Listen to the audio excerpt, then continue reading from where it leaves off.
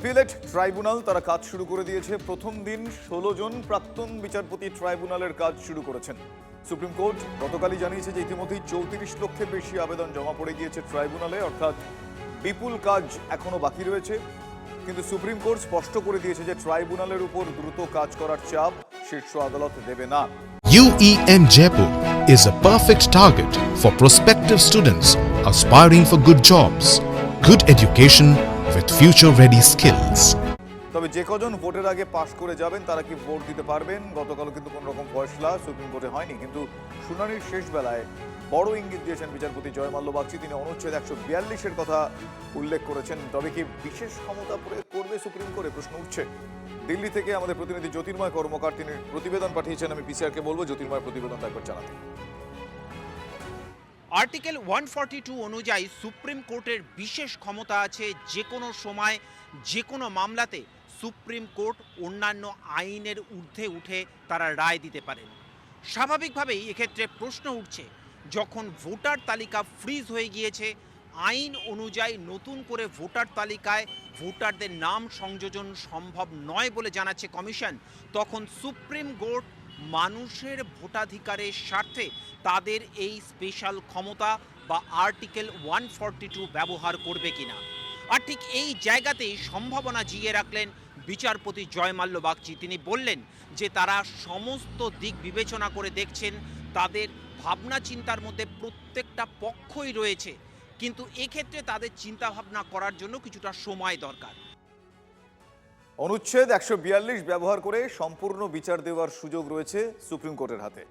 Bhopal gas দুর্ঘটনায় আপনাদের অনেকেরই মনে আছে যে ক্ষতিগ্রস্তদের বাড়তি একটা ক্ষতিপূরণের ব্যবস্থা করে দিয়েছিল শীর্ষ আদালত। হাতিয়ার হয়েছিল সে সময় এই অনুচ্ছেদ 142। নির্বাচন কমিশনের ক্ষেত্রেও কিন্তু অনুচ্ছেদ 142 ব্যবহার করার নজির রয়েছে। যেমন বাংলায় যে বিচারকরা SIR এর কাজ করলেন তা কিন্তু এই অনুচ্ছেদ অনুচ্ছেদ 142 ব্যবহার করেই তারা করলেন। আরও একটা উদাহরণ আপনাদের দেব। 2024 সালে চণ্ডীগড়ের মেয়র নির্বাচনে অনুচ্ছেদ 142 ব্যবহার করেছিল সুপ্রিম কোর্ট। 8টি ভোট বাতিল করে বেআইনিভাবে জয় ঘোষণা করে দেন প্রিসাইডিং অফিসার। প্রিসাইডিং অফিসারের সেই সিদ্ধান্ত সুপ্রিম কোর্ট বাতিল করে দিয়েছিল। অনুচ্ছেদ 142 ব্যবহার করে আপের প্রার্থীকে চণ্ডীগড়ের মেয়র ঘোষণা করে শীর্ষ আদালত।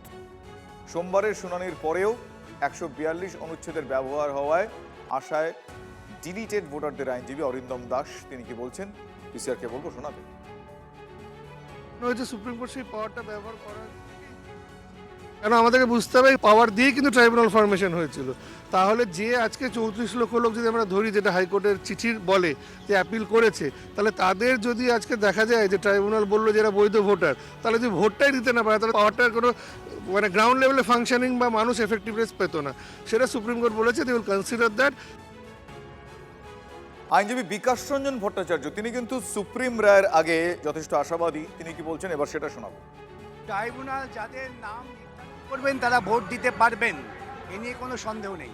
কিন্তু ট্রাইব্যুনালে যে সমস্ত আবেদনকারীরা রয়েছে তারা কি করবে? তাদের তো এখনো নিষ্পত্তি হলো না, শুনানি সেই তো নিষ্পত্তি হবে, তো নিষ্পত্তি করে দেওয়া হবে 23 তারিখের আগে। 23 তারিখ 23 এপ্রিল প্রথম দফার ভোট, তারপর 29 এপ্রিল দ্বিতীয় দফার ভোট, কিন্তু শুনানি কবে? পরবর্তী শুনানি কবে হবে তা এখনো পর্যন্ত ঠিকই নেই। কল্যাণ বন্দ্যোপাধ্যায় বারবার আবেদন করলেন 23 এপ্রিল প্রথম দফার ভোটের আগে অন্তত শুনানি করা হোক, কিন্তু কবে শুনানি তা না জানিয়েই উঠে গেলেন বেঞ্চ ছেড়ে বিচারপতিরা। স্বাভাবিকভাবেই একদিকে সময়, অপর দিক থেকে সুপ্রিম কোর্টের হাতে আর্টিকেল 142 অনুযায়ী স্পেশাল ক্ষমতা। কোন বিষয়টি এক্ষেত্রে মান্যতা পাবে আমাদের নজর থাকবে সেদিকেই।